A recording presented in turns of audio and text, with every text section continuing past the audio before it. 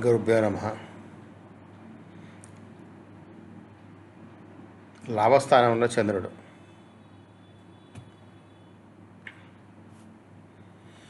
పదకొండవ భావం సామూహిక చైతన్యాన్ని సూచిస్తుంది. ఇది లాభాలు, పెద్ద సమూహాలు, దీర్ఘకాలిక లక్ష్యాలు, కోరికలు, పెద్ద సహోదరులు, అగ్రజులు, మద్దతు, వ్యవస్థ మరియు ఆశయాలను ప్రతిబింబిస్తుంది. ఇక్కడ చంద్రుడు ఉన్నప్పుడు వ్యక్తి కోరికలు, ఆశలు, కలలు, స్నేహాలు మరియు మానవతా కార్యక్రమాల ద్వారా ఎక్కువగా ప్రేరేపించబడతాడు. ఇది భావనాత్మక దూరదృష్టి కలిగిన వ్యక్తి యొక్క స్థానం. సామాజిక సంబంధాలు మరియు కోరికలను నెరవేరడం ద్వారా ఈ వ్యక్తికి శక్తి పొందుతాడు. 11వ భావం కుంభరాశి యొక్క సహజ గుణం. ఇది శని యొక్క మరియు రాహు యొక్క పాలనలో ఉంటుంది. ఈ భావం శని యొక్క వివేకం మరియు రాహు యొక్క మాయాజాన్ని కలిగి ఉంటుంది. ఇక్కడ చంద్రుడితో ఉన్న వ్యక్తి పెద్ద సమూహాలతో వ్యవహరించడంలో నిపుణుడు అవుతాడు మరియు గొప్ప సంపాదన సాధించగలడు. అయితే ఇది భావోద్వేగ హెచ్చుతగ్గులను కూడా చేస్తుంది. ఇది ఒక చురుకైన భావం మరియు చంద్రుడు ఎల్లప్పుడూ దశల ద్వారా మారుతూ ఉంటాడు. 11వ భావం చంద్రుడు ఉన్నప్పుడు ఎలాంటి ప్రభావం కలిగిస్తుందో అర్థం చేసుకుందాం. 11వ భావంలో చంద్రుడు ఉండడం వల్ల కలిగే సానుకూల ప్రభావాలు. ఈ స్థానం సాధించడం యొక్క వరంతో ముగుస్తుంది. ఈ జన్మలో ప్రధాన కర్మ ఏమిటంటే ఎక్కువ ప్రయత్నం లేకుండా ఏదైనా సాధించడం. కానీ మీ శక్తుల గురించి బయటపెట్టడంలో ఇబ్బందులు వస్తాయి, కాబట్టి మీరు జాగ్రత్తగా ఉండాలి. మీ కళలు మరియు సాధనల గురించి గర్వపడకుండా ఈ శక్తిని రహస్యంగా ఉంచడం నేర్చుకోవాలి. చంద్రుడు ఒక సామాజిక గ్రహం. ఇది మరియు సహకారాన్ని సులభతరం చేస్తుంది. వ్యక్తి సామాజిక రంగాల్లో కలిసిపోతాడు. ఇది వ్యక్తికి బహుళ ఆదాయ వనరులను తెస్తుంది. హెచ్చుతగ్గులు ఉండవచ్చు, కానీ బలంగా ఉంటే అపార సంపదనిస్తుంది.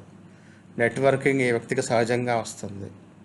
పెద్ద గ్రహాల మరియు ప్రభావవంతమైన సమూహాలతో అనుబంధం ఉండే అవకాశం ఉంటుంది. జాతకుడు తల్లి సామాజికంగా చురుకుగా ఉంటుంది మరియు శుభగ్రహాలు మద్దతిస్తే మానవతా కార్యక్రమాల్లో పాల్గొంటుంది. కొత్తది నేర్చుకోవడంలో వ్యక్తి భావోద్వేగాలతో ప్రేరేపించబడతాడు. తండ్రి నుండి ఆర్థిక లాభాలు ఉంటాయి. జీవితంలో తండ్రి మద్దతు స్తంభంగా ఉంటుంది.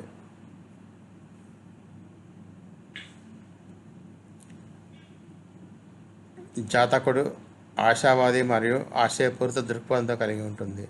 ఇదివరకు కొన్ని స్థాయిలో అసాధ్యమైన పని కూడా సాధించేలా ప్రోత్సహిస్తుంది.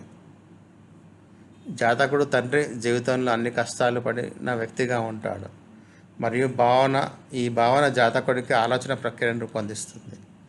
జాతకుడు ఎల్లప్పుడూ కొత్త అవకాశాల కోసం చూస్తూ ఉంటాడు.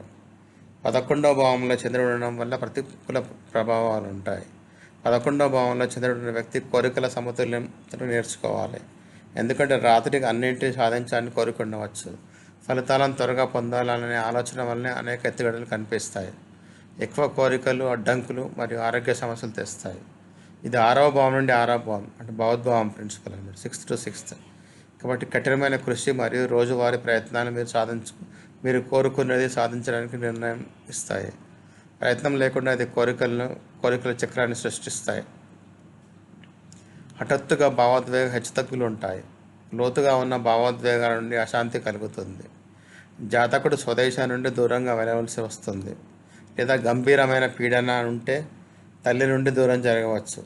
ఒంటరితనం ఈ వ్యక్తి యొక్క ఎక్కువ బాధ కలిగిస్తుంది.